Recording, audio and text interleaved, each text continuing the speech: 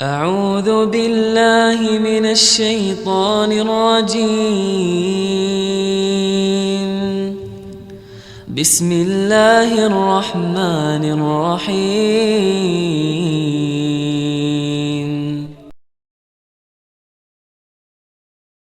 أعوذ بالله من الشيطان الرجيم.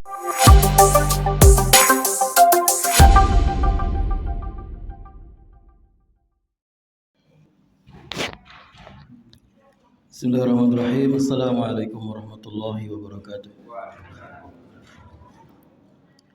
Innal hamdalillah nahmaduhu wa nasta'inuhu wa nastaghfiruh wa na'udzu billahi min shururi anfusina wa sayyiati a'malina.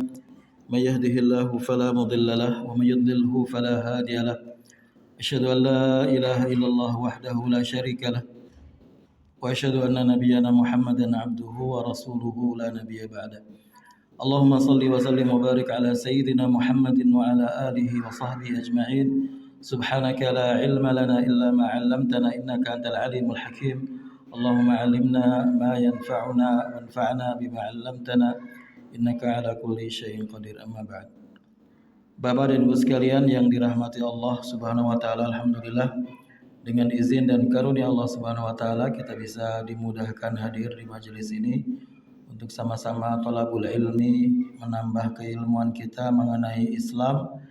Hari ini kita akan meneruskan membaca kitab Riyadhus Shalihin, yaitu kitab yang dikarang oleh Imam Nawawi, berisi hadis-hadis mengenai keutamaan amalan. Hari ini kita membaca babul amri bi adail amanah, bab yang ke-25 nomor 25, yaitu bab perintah untuk melaksanakan amanah. Bab perintah untuk melaksanakan amanah. Qala Allah Ta'ala, Allah berfirman, A'udzu billahi minasyaitonir rajim. Innallaha ya'murukum an tu'addul amanati ila ahliha. Sesungguhnya Allah itu memerintahkan kepada kalian untuk menyampaikan amanat-amanat ila ahliha, kepada orang yang berhak. Surat An-Nisa ayat 58. Jadi dalam ayat ini Allah menjelaskan bahwa kita ini diperintahkan sebagai seorang yang beriman apabila mempunyai amanah untuk menunaikan amanah itu kepada orang yang berhak menerima amanah. Amanah sendiri itu mempunyai bentuk yang bermacam-macam dalam Islam. Tentunya amanah yang paling besar adalah amanatut taklif, yaitu amanah dari Allah Subhanahu wa taala untuk kita menyembah Allah. Itu adalah amanah yang paling besar. Dan itu dulu ketika kita berada di alam ruh, kita nggak sadar semua, tapi kita pernah berjanji kepada Allah Subhanahu wa taala untuk menunaikan amanah ini. Kita semuanya manusia pernah berjanji untuk menunaikan amanah beribadah kepada Allah Subhanahu wa taala. Maka ini adalah amanah yang paling agung yang harus kita tunaikan. Artinya, kalau kita tidak benar-benar beribadah kepada Allah, berarti kita belum menunaikan amanah kepada Allah dengan baik. Yang tadi antu adul amanati ila ahliha, memberikan amanah itu kepada yang berhak. Dalam konteks taklif, maka yang berhak menerima amanah itu adalah menunaikan, untuk ditunaikan adalah kepada Allah. Amanah itu ditunaikan kepada Allah. Dalam Islam juga ada amanah-amanah yang lain, misalnya amanah berupa al-amanatul maliyah, amanah berupa harta. Dan ini bentuknya banyak sekali. Amanah berupa harta. Misalnya dalam Islam ada disebut dengan wadi'ah. Barangkali kalau Bapak Ibu sekalian ada yang pernah membuka rekening bank di beberapa bank Islam, ada jenis rekening yang namanya wadi'ah. Wadi'ah ini artinya adalah menitipkan, menitipkan harta kepada seseorang tanpa ada kompensasi apa-apa. Dan itu boleh dilakukan, dan ketika orang mendapatkan amanah untuk dititipi barang ataupun uang ataupun apapun berupa harta, maka dia harus menjaganya. Dahulu Rasulullah SAW ketika di Makkah sebelum jadi nabi. Kenapa beliau kemudian mendapatkan gelar Al-Amin? Rasulullah di Makkah mendapatkan gelar apa? Al-Amin, orang yang amanah. Itu sebabnya adalah karena beliau dititipi oleh orang-orang Quraisy ini banyak sekali barang, dan beliau sangat amanah, tidak menghilangkan barang-barang tersebut, tidak menggunakannya dan menjaganya dengan baik. Sampai ketika Rasulullah itu dimusuhi. Ini kontrasnya orang Quraisy pada waktu itu.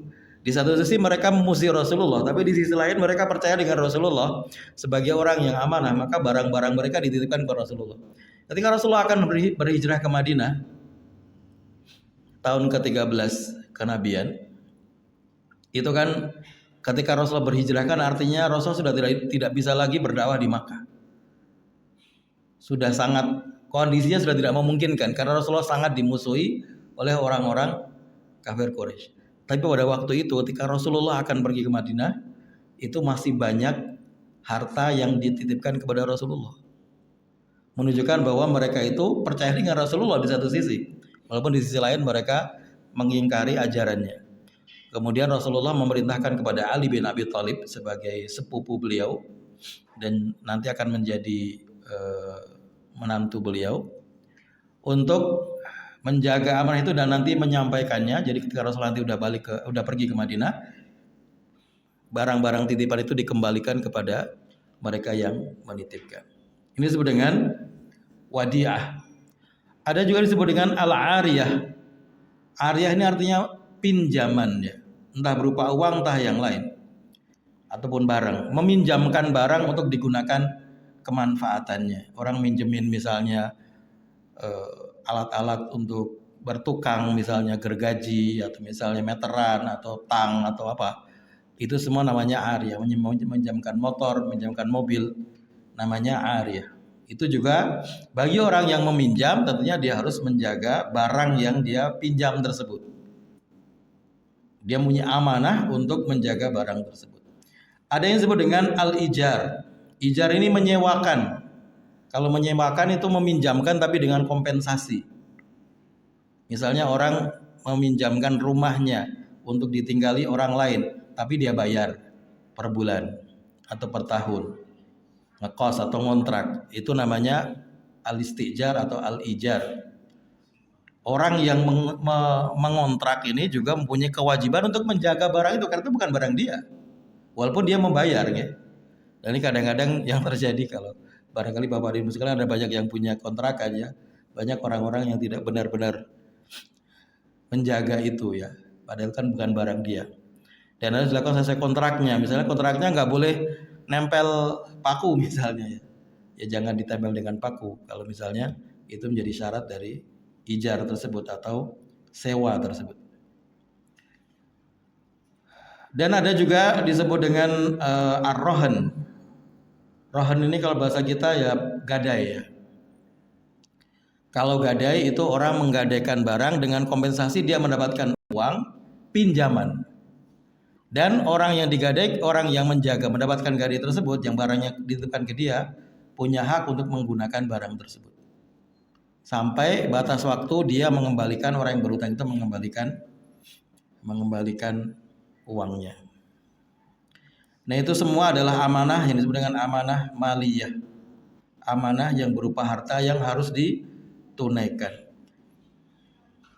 Jadi secara umum amanah dalam Islam ada dua, amanah kepada Allah, amanah taklif tadi, dan yang kedua adalah amanah kepada sesama manusia yang sifatnya bisa barang atau benda, atau bisa juga sifatnya adalah tanggung jawab.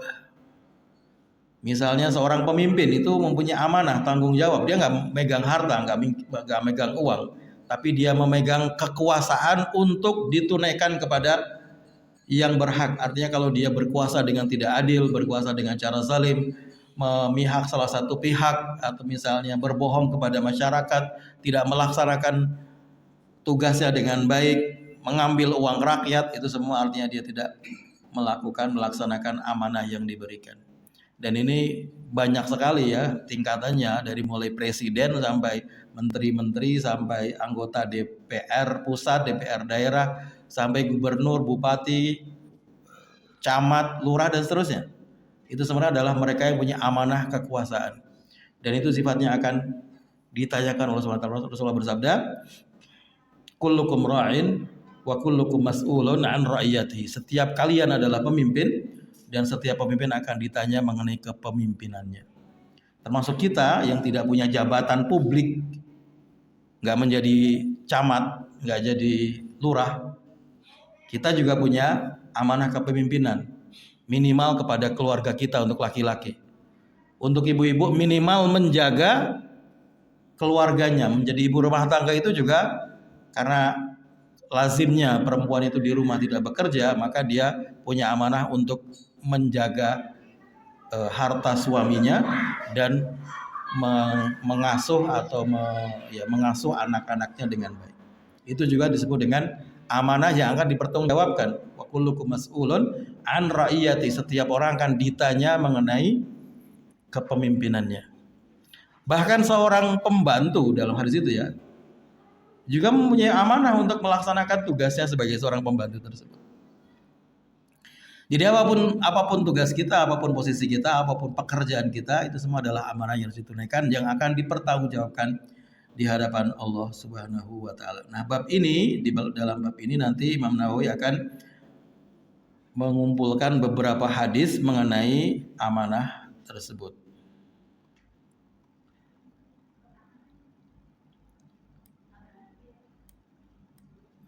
Wa qala ta'ala, dan Allah berfirman, inna aradna al-amanata 'ala as-samawati wal ardi wal jibal fa abaina an yahmilnaha. Sesungguhnya kami telah menawarkan amanah taklif, ini amanah untuk beribadah kepada Allah, kepada langit-langit, kepada bumi, kepada gunung-gunung, fa abaina an yahmilnaha, tapi semuanya tidak sanggup menerima amanah tersebut. Wa ashfaqna minha, mereka merasa keberatan, wa hamalahal insan, tapi kemudian manusia menerima amanah tersebut, amanah taklif. Innahu kana zaluman jahula, sesungguhnya manusia itu kebanyakan adalah orang-orang yang zalim dan bodoh. Hadis yang pertama dalam bab ini,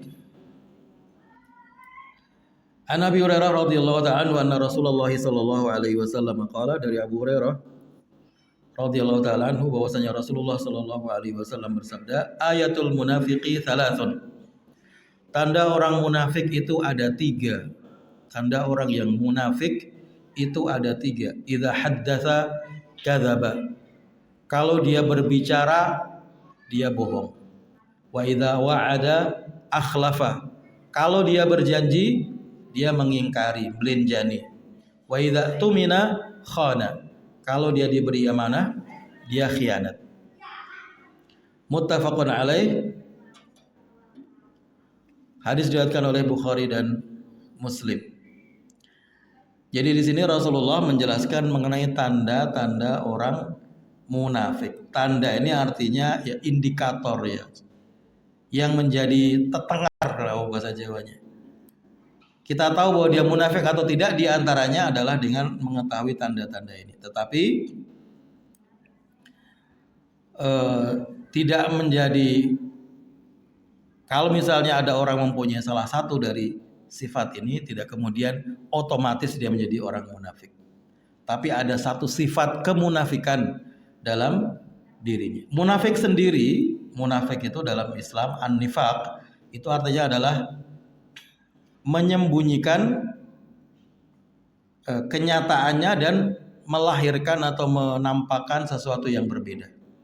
Jadi antara yang ditampakkan dengan yang ada dalam hatinya berbeda, itu namanya nifaq. Dalamnya hati tidak sama dengan perilaku luarnya, itu namanya nifaq. Dalam konteks Islam, dalam konteks agama, nifaq yang sesungguhnya, munafik yang sesungguhnya adalah kalau dia menyembunyikan kekufurannya dan menampakkan keislaman. Jadi dia pura-pura Islam, tapi hatinya sebenarnya kafir. Itu namanya munafik. Itu munafik yang asli, yang munafik yang full, 100%, 100% munafik. Itu adalah yang seperti itu. Kenapa pembahasan ini muncul dalam Islam? Karena dulu pada zaman Nabi pernah terjadi. Dan kemunafikan itu terjadinya menurut para ulama adalah setelah perang Badar. Ketika Rasulullah bisa mengalahkan orang-orang kafir Quraisy, itu kemudian muncullah sekelompok orang yang dia sebenarnya tidak beriman kepada Rasulullah di Madinah ini. Tapi dia takut karena melihat kekuatan Rasulullah bisa mengalahkan Quraisy. Maka solusinya supaya mereka tetap bisa tinggal di Madinah, gitu ya. Dalam pikiran mereka, supaya saya tetap tinggal di Madinah, mereka kemudian pura-pura masuk Islam tapi sebenarnya mereka tidak Islam. Itu namanya kaum munafik yang terjadi di zaman Rasulullah SAW. Itu adalah awal kemunafikan yang ada di dalam Islam. Dan itu berlanjut sampai Rasulullah wafat masih ada. Iya, sampai Rasulullah wafat masih ada. Ketuanya adalah Abdullah bin Ubay bin Salul. Abdullah bin Ubay bin Salul menjadi ketua munafik yang selalu mengkerecoki Rasulullah dari dalam, ya, karena mereka dianggap sebagai komunitas muslim, sama-sama ikut sholat gitu ke masjid. Jadi mereka juga ke masjid, bahkan mereka juga sholat jamaah. Kecuali Isya dan subuh yang mereka merasa susah, ya namanya dia melakukan ibadah bukan dengan hati, ya. Kan itu berat, Pak. Subuh dengan Isya tanpa ada keimanan itu memang berat. Apalagi di Madinah, kalau musim dingin sangat dingin sekali gitu. Harus keluar dari rumah kemudian ke masjid, jalan kaki sholat. Padahal dalam hatinya nggak ada keimanan. Maka para sahabat dulu mengatakan begitu. Di antara cara kami menandai orang munafik pada waktu itu, ya, adalah kalau dia nggak sholat subuh dengan sholat Isya berjamaah. Dan itu sama ke Rasulullah juga, inna asqala sholati ala munafiqin al-isya'in. Sesungguhnya sholat yang paling susah dilakukan, paling berat bagi orang munafik adalah sholat subuh dan sholat subuh. Sholat Isya dan sholat subuh. Nah kalau kita, nah kita juga merasa berat sholat Isya dengan sholat subuh, jangan-jangan kita ada sedikit sifat kemunafikan. Jadi harusnya itu yang lebih diperhatikan, sholat Isya dengan subuh itu yang lebih diperhatikan. Syukur-syukur bisa jamaah, ya, apalagi kalau dekat dengan masjid. Dan kaum munafik pada zaman Nabi ini dahulu Rasulullah tahu semua orang-orangnya karena banyak, tapi Rasulullah nggak ngasih tahu kepada para sahabat. Hanya kepada satu orang sahabat, yaitu yang namanya adalah Hudzaifah ibnul Yaman. Sahabat Hudzaifah ibnul Yaman itu yang dikasih tahu semua nama-nama kaum munafik yang hidup pada zaman Nabi. Sahabat yang lain nggak tahu. Bahkan Umar itu, ini pernah suatu cerita. Ini Rasul sudah wafat ceritanya. Kemudian waktu itu Umar menjadi khalifah. Ketika menjadi khalifah ada seorang sahabat yang meninggal. Sebagai khalifah dan sebagai sahabat Rasulullah, tentunya beliau akan hadir untuk, ya, mengantarkan jenazah sahabat ini ke kuburan, ya, namanya orang muslim. Kemudian Hudzaifah melarang Umar untuk pergi dengan mengatakan, wahai Umar, sesungguhnya dia adalah termasuk mereka. Dia orang yang meninggal ini termasuk mereka. Mereka artinya orang-orang munafik. Karena dia tahu, Hudzaifah tahu, pernah dikasih tahu Rasulullah. Jadi artinya sampai Rasulullah wafat itu masih ada munafik dan mereka dianggap sebagai orang Islam. Kemudian Umar bertanya, wahai Hudzaifah, saking khawatirnya Umar bahwa barangkali dia termasuk orang yang, ya kan, kita masing-masing kan nggak tahu, ya, kedudukan kita di depan Allah itu bagaimana. Kita ini nggak tahu, Pak. Kita ini dinilai oleh Allah nomor berapa? Nilai kita berapa? Kita nggak tahu. Kalau misalnya ada nilai dari 1 sampai 10, kita itu di sisi Allah berapa nilainya? Jadi nggak tahu nama buatan. Walaupun orang paling soleh sekalipun kita nggak tahu. Karena nilai itu bukan ditentukan oleh kuantitas. Taruhlah kita tiap hari sholat, tiap hari puasa. Belum tentu juga. Karena ada banyak faktor yang lain. Pertama, apakah kita ikhlas apa tidak? Jangan-jangan kita nggak ikhlas, kita pamer, kita merasa bangga, kita merasa wah sendiri. Ada faktor dosa, apakah kita banyak melakukan dosa? Ada faktor apakah kita meninggalkan amanah kita, dan banyak sekali faktor. Maka kita tidak tahu, kita ini masing-masing nggak tahu di sisi Allah sebagai bagaimana kondisi kita atau tingkatan kita berapa. Umar bertanya kepada Hudzaifah, mengatakan, wahai Hudzaifah, saya benar-benar ingin bertanya kepadamu. Jawab dengan jujur, apakah aku termasuk yang disebut Rasulullah di antara orang-orang munafik? Jadi bahkan Umar itu khawatir kalau dia termasuk orang munafik. Bagaimana dengan kita, Pak? Dengan amal ibadah yang kita yang sedikit ini. Maka kita berdoa semoga kita tidak termasuk dalam golongan orang-orang munafik tersebut. Terus apakah kemudian kita putus asa? Enggak. Kita berusaha semaksimal mungkin. Ya manusia itu banyak lemahnya, banyak kurangnya, banyak dosanya. Tapi yang jelas kita harus terus berbuat, berusaha untuk menjadi muslim yang lebih baik. Jadi di sini Rasulullah menjelaskan mengenai 3 sifat orang munafik. Dalam hadis yang lain Rasulullah menjelaskannya 4. Wa idza khasama fajaro, ada tambahan wa idza khasama fajaro. Kalau dalam hadis ini ada 3 ya. Yang pertama adalah kalau dia berkata, ngomong, bercerita bohong. Itu tanda munafik. Maka jangan sampai kita bohong, apalagi membiasakan diri untuk bohong. Karena bohong itu pasti akan membawa kepada kebohongan yang lain. Orang terlanjur bohong pertama, dia harus terpaksa bohong yang kedua kali karena dia akan dikejar dengan fakta yang pertama tadi. Dan kita tahu nggak cerita yang sedang banyak beredar sekarang ini, bagaimana orang bohong itu ketika dikejar akhirnya dia akan cari kebohongan yang lain untuk menutupi kebohongan yang pertama. Ya kita nggak usah belak-belakan, tapi kita sudah tahu sendiri bagaimana kebohongan itu ditutup-tutupi malah semakin banyak bohongnya. Maka jangan membiasakan diri untuk berbohong. Usahakan untuk jujur. Jujur itu susah. Apalagi kalau itu tidak baik hasilnya untuk kita. Tapi kita berusaha. Karena Rasulullah mengatakan, kalau dalam hadis saya lupa bunyinya, tapi Rasulullah mengatakan diantaranya, wa yataharral kadhiba hatta yuktaba indallahi kadzdzaba. Kalau orang sekali berbohong, terus kemudian dia meneruskannya dengan berbohong sehingga kemudian menjadi tabiatnya, wa yataharral kadzib. Terus menerus memilih untuk berbohong. Fayuktaba indallahi kadzdzaba. Maka dia akan dicatat di sisi Allah sebagai pembohong. Nah, kalau sudah dicatat sebagai pembohong ya berarti artinya dia tempatnya enggak di surga. Maka ini adalah ciri yang pertama. Berarti kalau seorang muslim, seorang mukmin, dia kalau berbicara dia tidak berbohong. Bercerita tidak berbohong. Termasuk berbohong itu menambah-nambah cerita, itu termasuk berbohong, Pak. Kalau misalnya cerita ada kecelakaan, misalnya ya, orangnya jatuh aja. Kemudian kita tambahi kepalanya pecah gitu. Padahal cuma jatuh, tapi kita bilang kepalanya pecah. Kepala pecah itu bohong itu, karena dia cuma jatuh sebenarnya. Ada orang yang terbiasa kalau ngomong itu dilebih-lebihkan. Ini juga nggak bagus ini. Mungkin ibu-ibu banyak yang begitu ya. Bapak-bapak juga mungkin ada. Jadi kalau cerita itu kalau nggak ditambahkan tuh kayaknya kurang marem gitu, Pak.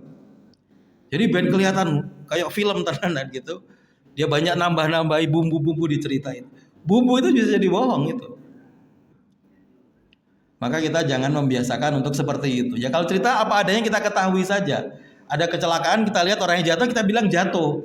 Nggak bilang wah dia terpelanting 500 meter misalnya. Yo itu berlebihan namanya. Yang pertama adalah wa idza haddatsa kadzaba. Yang kedua wa idza wa'ada akhlafa. Kalau dia berjanji tidak menepati. Ini suka melinjani janji. Ini diantara juga ciri orang Asia Tenggara, terutama Indonesia.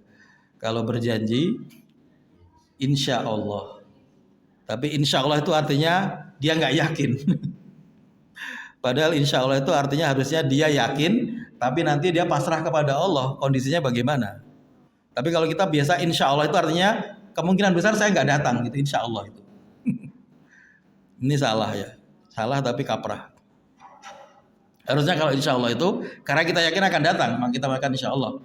Selebihnya kita pasrahkan kepada Allah, maka kita mengatakan kalau Allah berkehendak. Artinya kalau ternyata saya sudah niat datang, tapi ternyata misalnya kemudian tiba-tiba saya sakit, ya itu kan bukan kemauan kita. Sakit nggak, kita nggak milih sakit. Maka berjanji harus menepati. Maka dalam Islam itu kita diajarkan untuk tidak banyak berjanji. Jangan banyak berjanji. Sampai dalam Islam Rasulullah itu melarang banyak nazar. Nazar itu janji, Pak. Rasulullah melihat sahabat yang bernazar, nazarnya begini kalau nggak salah, saya lupa ya, dia apa begitu. Kemudian nazarnya kalau terpenuhi dia akan berdiri seharian di bawah terik matahari. Jadi seorang sahabat dia berdiri di tengah masjid yang panas, masjid waktu itu tidak ada atapnya.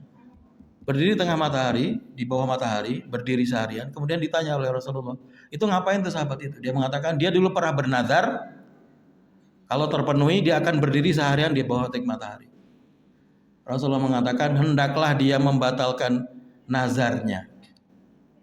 Hendaklah dia membatalkan nazarnya. Karena nazar itu nazar yang buruk, nazar yang menyakiti diri sendiri. Maka kita juga jangan sampai sering bernazar. Ya walaupun nazar itu kadang-kadang digunakan untuk menguatkan azam kita, menguatkan keinginan kita bahwa kita pengen betul-betul pengen melakukan itu begitu. Misalnya ya, saya pengen sekali berangkat haji. Nanti kalau Allah mengijabah saya bisa berangkat haji, maka saya akan misalnya syukuran atau apa. Ya, kalau syukurannya, kalau nazarnya itu dalam hal yang masih wajar, bisa dilakukan, itu tidak apa-apa. Walaupun demikian, jangan membiasakan untuk banyak bernazar. Karena nazar itu hitungannya sumpah. Dan sumpah itu kalau tidak dipenuhi, kita bersumpah tapi kita tidak melakukan sumpah itu, harus membayar kafarat sumpah. Memerdekakan budak dan seterusnya. Maka Rasulullah mengajarkan untuk tidak terlalu banyak bernazar. Dan kalau bernazar yang mungkin untuk dilakukan. Jadi yang kedua adalah kalau berjanji dia mengingkari. Ini kalau yang ada anggota dewan, ada Pak sini anggota dewan, atau calon anggota dewan dulu. Nggak ada ya? Anggota dewan itu banyak janjinya.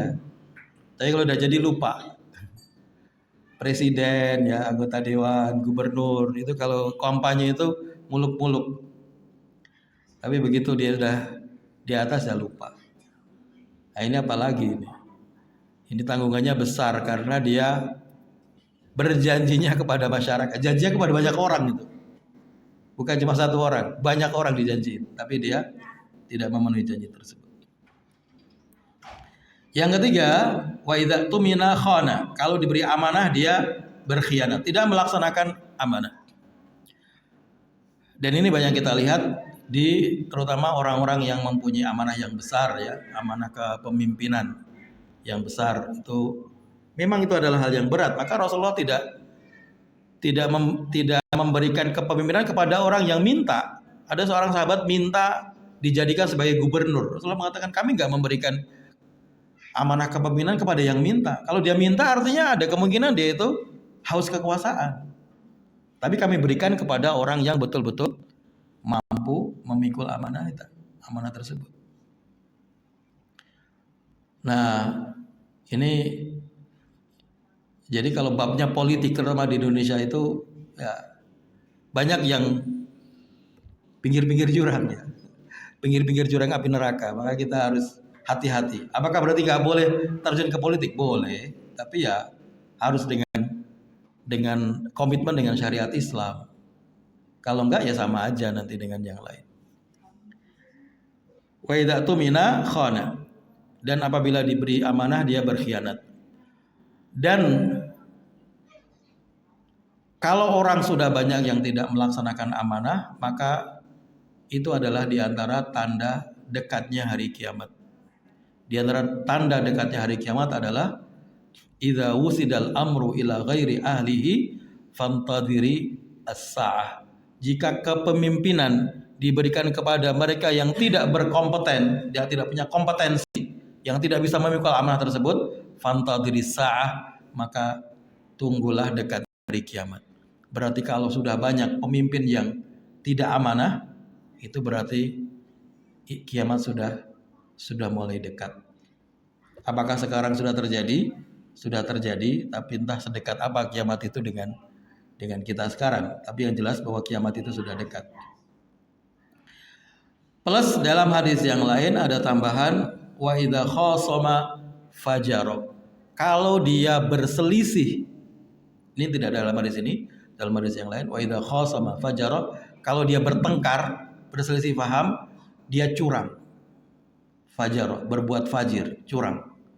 Jadi dia pengen menangnya dengan cara apapun. Yang penting ketika berkompetisi itu dia harus menang dengan cara apapun. Ini termasuk di antara tanda orang munafik.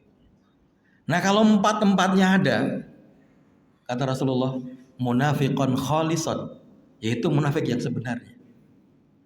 Jadi kalau kita mau mengukur juga diri kita atau orang lain, ya terutama diri kita harusnya. Diri kita dulu kita ukur. Ada nggak empat ini? Kalau bicara bohong, kalau berjanji tidak menepati, kalau diberi amanah, tidak memikul tanggung jawab dengan baik. Kalau bertengkar, bersisi, berkompetisi, curang. Kalau empat-empatnya ada, berarti kita munafik. Atau kalau kita melihat seorang pemimpin yang seperti itu, kalau bicara bohong, suka menipu, kalau berjanji dia tidak menepati janjinya, dia tidak melaksanakan amanah dengan baik, dan dia suka curang, maka berarti dia seorang munafik yang sebenarnya. Tetapi kalau kita menilai orang lain ya tidak memastikan. Jangan memastikan karena kita nggak tahu di sisi Allah bagaimana. Baik, itu hadis yang pertama dalam bab ini. Hadis yang kedua, hadisnya agak panjang. Wa an Hudzaifah ibn al-Yaman radhiyallahu ta'ala anhu qala hadatsana Rasulullah sallallahu alaihi wasallam haditsaini qad ra'aitu ahadahuma. Dari Hudzaifah ibn al-Yaman. Ini sahabat yang disebut dengan sahibi sirri Rasulullah. Orang yang mengetahui semua rahasia Rasulullah. Hudzaifah bin Yaman. Dia mengatakan, telah menceritakan kepada kami Rasulullah dengan dua hadis. Rasulullah pernah menceritakan mengenai dua hal begitu kepada saya. Yang saya telah melihat salah satunya tapi saya belum melihat yang lainnya. Ra'aitu ahaduhuma wa ana antadhirul akhar. Yang satu sudah saya lihat, yang lain saya masih menunggu. Saya belum melihatnya. Yang pertama adalah haddatsana annal amanah nazalat fi jadri qulubir rajul. Fi jadri qulubir rijal. Rasulullah pernah menceritakan kepada kami bahwa amanah itu turun di dalam relung hati orang-orang laki-laki. Summa nazalal Qur'an, kemudian turunlah Al-Qur'an. Fa'alimu minal Qur'an wa alimu minas sunnah. Maka orang-orang tersebut memahami Qur'an dan memahami sunnah. Ini yang dimaksud adalah para sahabat. Orang-orang yang diberi amanah, dipilih oleh Allah Subhanahu wa taala untuk menjadi sahabat Rasulullah sallallahu alaihi wasallam, menyertai Rasulullah sallallahu alaihi wasallam dalam perjuangan beliau membawa risalah Islam. Para sahabat Nabi. Ketika Al-Quran turun, mereka belajar Al-Quran, memahami Al-Quran. Ketika As-Sunnah turun, mereka memahami Sunnah, hadis Nabi, dan memahaminya dan kemudian mengajarkannya. Ini adalah para sahabat Nabi. Ini yang sudah dilihat oleh Hudzaifah. Tsumma haddatsana an raf'il amanah. Ini barangkali yang kedua yang dimaksud oleh Hudzaifah. Kemudian yang kedua, Rasulullah telah menceritakan kepada kami mengenai dicabutnya amanah. Dicabutnya rasa tanggung jawab dari manusia. Faqala yanamur rajulu an-naumah. Suatu saat seorang laki-laki tertidur sebentar. Fatuqbadu al-amanah min qalbi. Kemudian dicabutlah amanah dari hatinya. Fayadhillu atharuha mithlul waqti. Kemudian dampak atau bekas dari amanah itu hanya sedikit saja. Tsumma yanamun naumah. Kemudian dia tidur kembali. Fatuqbadul amanah min qalbihi fayadhallu atharuha mithlul wajli. Kemudian tertinggallah bekas dari amanah tersebut seperti al-wajli. Al-wajli itu artinya adalah semacam kalau kita kena api kemudian melepuh, bengkak yang kena api. Jadi tinggal bengkaknya saja, nggak ada isinya gitu maksudnya. Kal wajli seperti lepuhan atau bengkakan, kajamrin dahrajtahu ala rijlik, seperti bara api yang menempel atau mengenai kakimu yang kamu guling-gulingkan di atas bara tersebut. Fanafita fatarahu muntabiran walaysa fihi syai'. Kemudian kamu melihat kakimu itu melepuh ya, bengkak, tapi tidak ada apa-apa di dalamnya, kosong. Jadi Rasulullah memberikan ilustrasi bahwa suatu saat amanah dicabut, kemudian yang tinggal hanya sedikit. Tadi yang pertama, al-waqti, seperti biji sawi sedikit saja. Kemudian dicabut lagi, sehingga kemudian tidak ada lagi amanah. Yang tampak hanya luarnya saja seakan-akan ada amanah, tapi sebenarnya tidak ada amanah sama sekali. Orang sudah tidak ada yang amanah sama sekali. Itu Rasulullah ibaratkan seperti orang yang kena bara api melepuh, yang dalamnya kosong, nggak ada isinya, begitu. Kemudian summa akhadha hasatan fadahrajahu ala rijli, kemudian Rasulullah mempraktekannya, mengambil kerikil kemudian di kakinya diguling-gulingkan di atas kerikil tersebut. Yaitu maksudnya seperti tadi ya, kaki yang terkena bara api.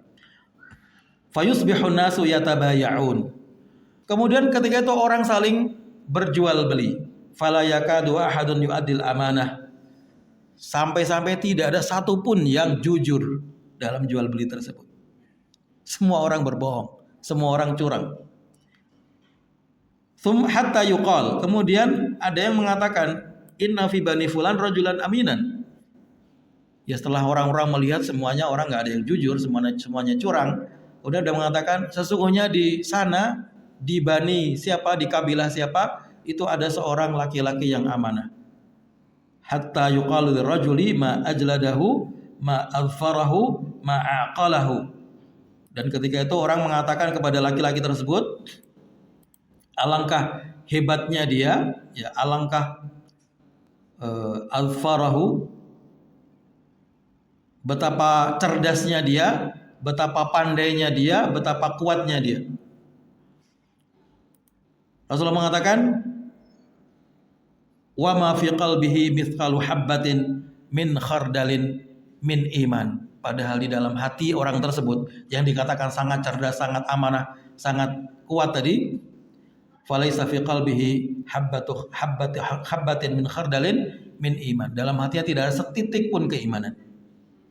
Maksudnya adalah bahwa Rasulullah memprediksi nanti di akhir zaman itu ada zaman, masa di mana orang tidak ada yang baik begitu. Tidak ada yang bisa memikul amanah, nggak ada yang jujur, semuanya curang. Kemudian dia mengatakan orang itu kayaknya orang itu sangat amanah itu. Orang yang sangat pandai, amanah, yang baik. Padahal dalam hatinya orang tersebut tidak ada keimanan sama sekali. Padahal dia juga sama aja begitu maksudnya. Seperti tadi yang diilustrasikan Rasulullah seperti kaki yang membengkak tadi, yang melepuh. Bengkak, ya seakan-akan itu ada isinya padahal isinya kosong, nggak ada apa. Walaqad ata alayya zamanun, ini Hudzaifah mengatakan, walaqad ata alayya zamanun wa ma ubali ayyukum bay'atu.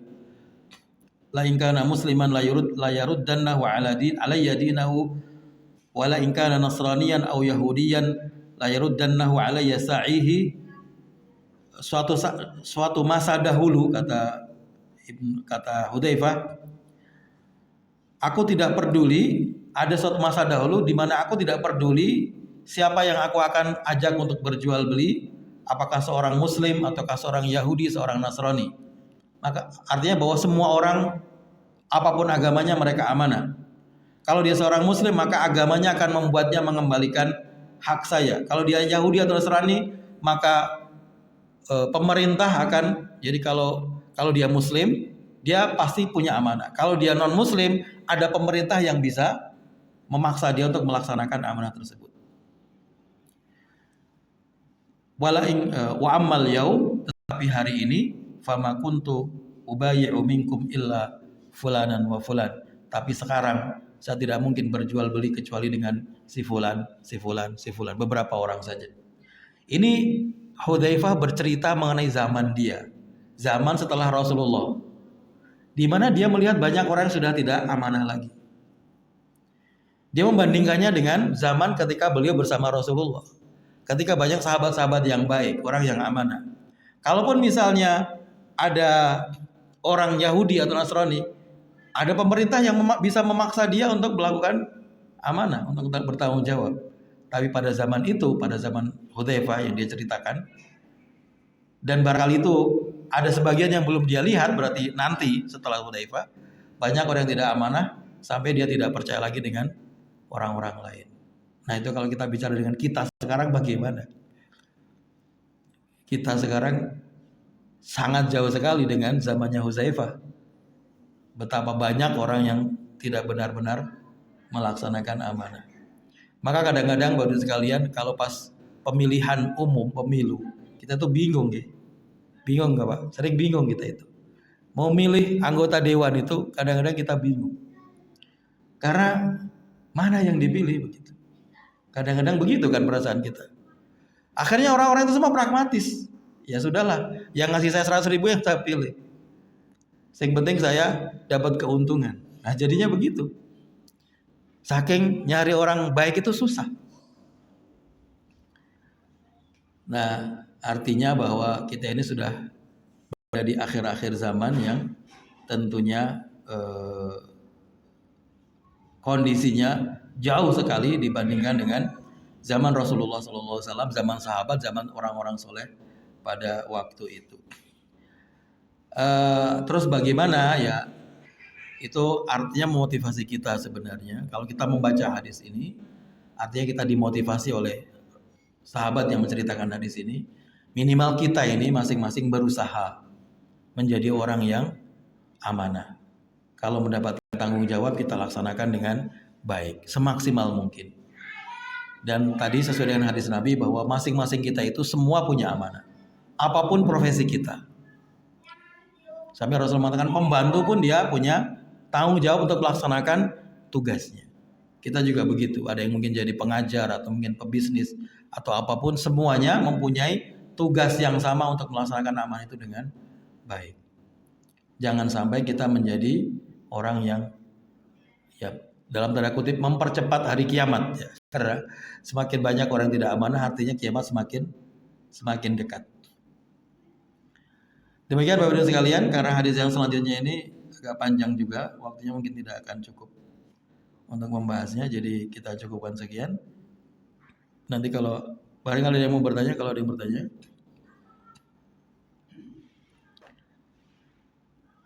kalau tidak ada tadi diminta oleh Bapak untuk berdoa untuk kesembuhan Pak Rosad Saleh. Jamaah di sini Pak G. Ya monggo kita sama-sama berdoa semoga penyakit yang sedang diujikan kepada Pak Rosad Saleh ini diangkat dan diberikan kesembuhan. Alhamdulillahirabbil alamin hamdan yuwafi ni'amahu wa yukafi mazidah. Ya Rabbana lakal hamdu kama yanbaghi li jalali wajhika wa 'azimi sultanik. Allahumma shalli wa sallim wa barik ala sayyidina Muhammadin wa ala alihi wa sahbihi ajmain. Allahumma rabban nas adhibil ba'sa ishfi Bapak Rosad Saleh antas syafi la shifa illa shifa'u shifaan la yughadiru saqama. Allahumma rabban nas adhibil ba'sa ishfi Bapak Rosad Saleh antas syafi la shifa illa shifa'uka shifaan la yughadiru saqama. Allahumma rabban nas adhibil ba'sa ishfi Bapak Rosad Saleh antas syafi la shifa illa shifa'uka shifaan la yughadiru saqama. Allahumma ya syafi, Allahumma ya kafi, Allahumma ya mukafi, ishfi Bapak Rosad Saleh. Allahumma la tada' lana fi maqamina hadha dhanban illa ghafartah, wa la hamman illa farajtah, wa la daynan illa qadaitah, wa la maridan illa syafaitah, wa la maridan illa syafaitah, wa la maridan illa syafaitah, wa la mubtalan illa afaitah, ولا حاجة من حوائج الدنيا والآخرة هي لك رضا ولنا صلاح إلا عندنا على قضاء ويسرتها برحمتك يا أرحم الراحمين. ربنا آتنا في الدنيا حسنة وفي الآخرة حسنة وقنا عذاب النار walhamdulillahi rabbil alamin. Walafu minkum, wassalamualaikum warahmatullahi wabarakatuh.